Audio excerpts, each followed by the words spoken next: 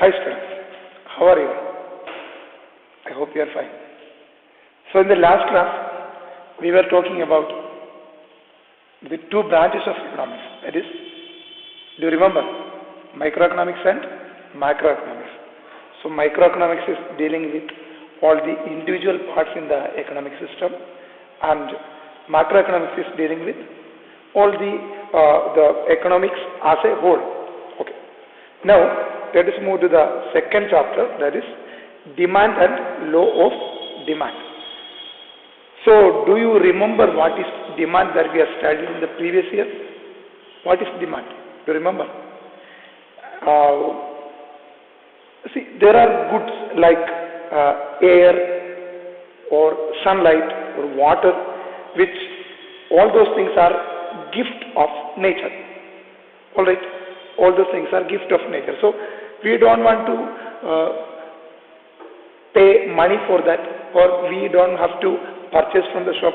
Obviously, definitely, we are purchasing water. That is a different thing. But anyway, for the free gift of nature, we don't want to pay.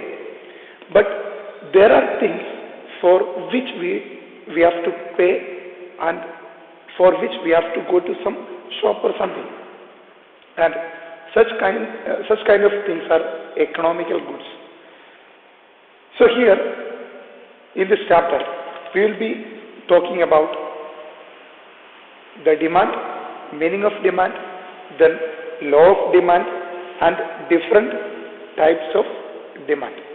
All right. What is the meaning of demand? Demand for a commodity means it is the willingness of the consumer to consume that particular commodity. So it is a willingness and the ability to purchase that commodity. So when we talk about demand, there are three important things that we have to think about. The consumer should be willing. So the willingness of the consumer. Then the ability of the consumer to purchase that particular commodity. Okay, the ability of the consumer to purchase that particular commodity. Then at a particular price, whatever the commodity we purchase, for all those things except the free gift of nature, for anything else we have to pay a particular price. So we have to pay a particular price. So that comes next. Price of the commodity. Then the consumer should be willing. The consumer should be able to purchase. Then it should be purchased at a particular price. Then at a particular period of time. So the next comes time. So willingness of the consumer, ability of the consumer, then price of the commodity, then comes at a particular period of time. Okay. So when we talk about the meaning of demand, we have to think about these four aspects. Definitely we will be talking about three of them. The consumer should be able to purchase, and consumer should have the willingness to purchase. If I desire for that particular commodity, I can purchase. And only desire will not support, but in order to support my desire, there should be the ability of the consumer. Ability means the financial background of the consumer. Then the demand in economics is always connected with a price. The demand in economics is always connected with a price. There should be a price for every commodity. In an economic system, whatever be the commodities that are sold, for everything there is a particular price. Again, thirdly, always this demand is expressed at a particular period of time. We cannot say the demand for a commodity for a long period of time. It should be at a particular period of time. All right. So the price of a car over the last 2 decades, it is not the demand. At 2020 January 30. So there is a particular period of time. Now let's talk about types of demand. So I hope you understood the meaning of demand. Once again, I am going back. Demand is the willingness of the consumer, ability of the consumer at a particular price and at a particular period of time. Okay. Now, types of demand. There are altogether 5 types of demand that we are going to see. They are individual and market demand, then ex ante and ex post demand, then joint demand, derived demand and composite demand. So the first one is individual demand and market demand. Alright. Okay, so just listen to the definition of an individual demand. What is an individual demand? That is the quantity of a commodity that an individual consumer is willing to purchase at a given price during a given period of time is known as individual demand. The quantity of the commodity that an individual consumer is willing to purchase at a particular period of time at a particular price. That is the individual demand. So individual demand means the demand of an individual consumer. So then market demand also is clear. Market demand means the total demand of that particular commodity from that particular market. Market does not mean a particular place or a particular structure, but it is a setup. So the market is not connected with a geographical area. Do you remember that what we have studied last year? So market is not connected with a geographical area or a particular place, but it is a setup.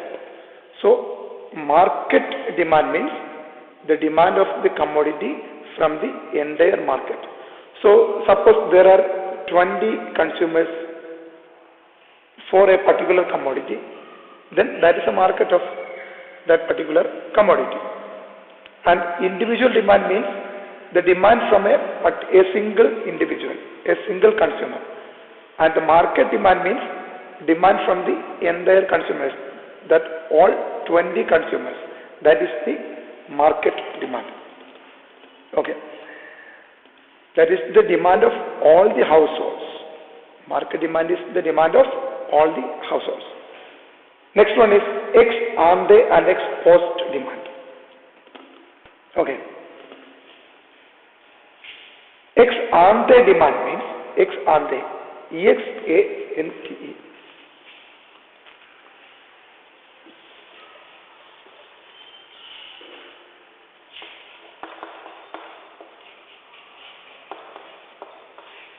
Ex ante. Ex ante demand means it is the amount of goods that consumers want to or willing to buy during a particular period of time. Okay. It is the amount of the commodity that the consumers want to purchase or the consumers are willing to purchase at a period of time. So ex ante demand means it is the amount of the commodity.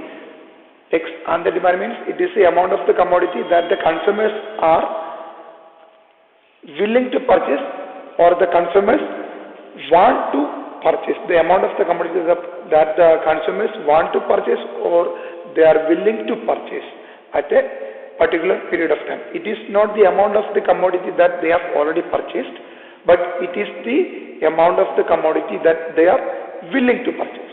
Okay. Then ex post demand.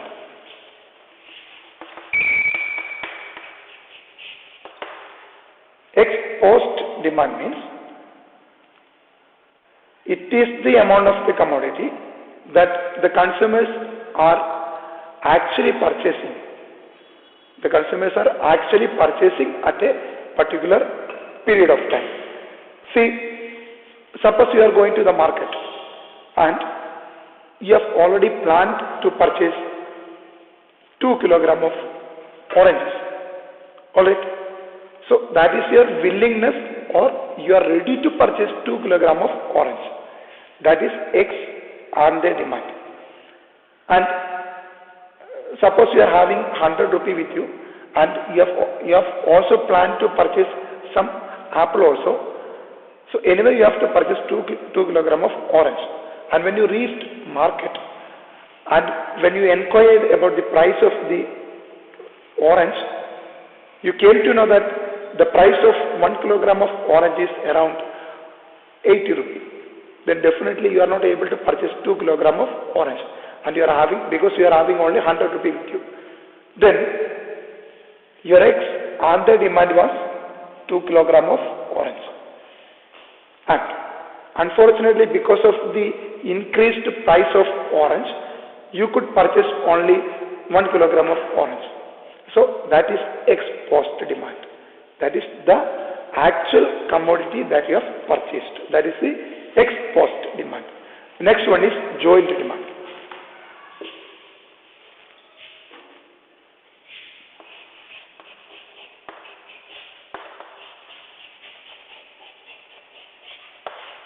Alright. Joint demand. So here joint demand means the demand for a particular commodity that arises from the use of some other commodity. For example, when we use a vehicle, we have to use the fuel for that. So the demand for the fuel, or that is the demand for petrol or diesel, is the arised demand from the demand of a car. So that is the joint demand. Or when we use pen, the demand for ink is a joint demand connected with the demand for a pen. Did you understand? So that is joint demand. Then next one is composite demand.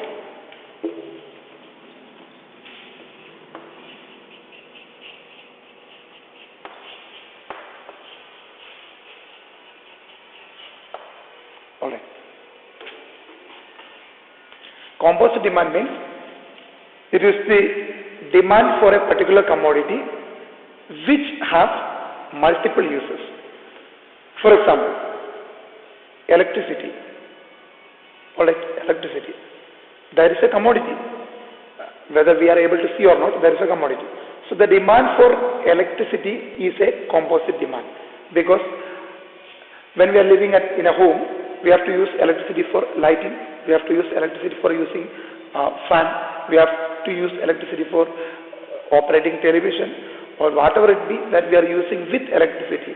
So the demand from all these particular demands, there is the demand, our demand for using mobile phone, our demand for using laptop, our demand for using television, our demand for using lights, our demand for using refrigerator, our demand for using fan, demand for using washing machine, whatever it be. So the demand from all these commodities, the result of all this demand is the demand for electricity. So that is the composite demand. So once again, let us rewind all those things. First we studied about the demand and meaning of demand. The meaning of demand means the willingness or ability of the consumer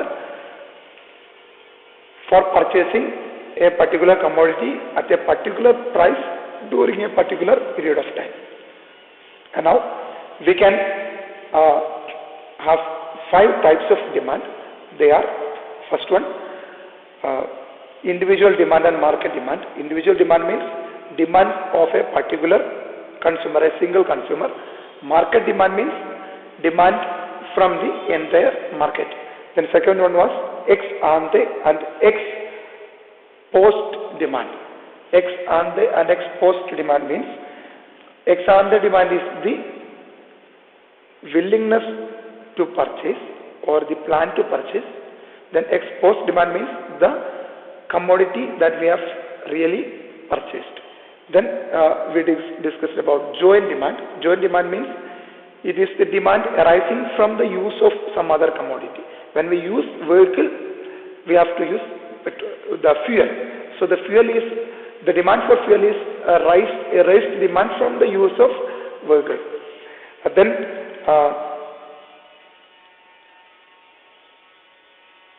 we talked about derived demand. All right.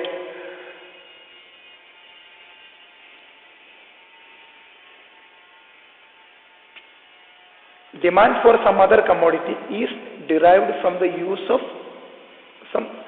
a different commodity. For example, when we construct a house, the need of a brick, is derived from demand from the construction of a house. So here both joint demand and derived demand, both of them can be considered together. That's why I skipped derived demand. Then last one was composite demand. Composite demand means it is the demand of a commodity which has multiple uses. Alright, we will see in a different class.